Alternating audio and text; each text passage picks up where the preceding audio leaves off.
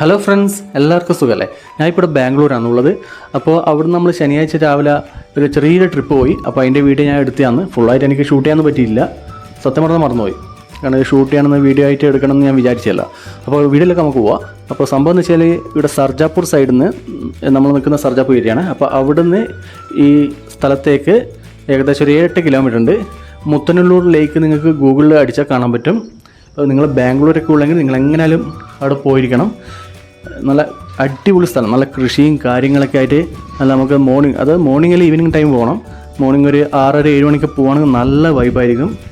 സത്യം പറഞ്ഞാൽ എന്താ പറയുക, ഇങ്ങനത്തെ ഒരു സ്ഥലം ഞാൻ പ്രതീക്ഷിച്ചിട്ടേ ഇല്ല. കാരണം ഒന്നാമത് ഇവിടെ മഴയൊക്കെ പെയ്ത് ഫുള്ള് നല്ലൊരു പച്ചപ്പായിട്ടുണ്ട്, നല്ല അടിപൊളിയാണ്. ശരിക്കും പറഞ്ഞാൽ എനിക്ക് ആ ഫുൾ ഏരിയ എക്സ്പ്ലോർ ചെയ്യാൻ പറ്റിയില്ല.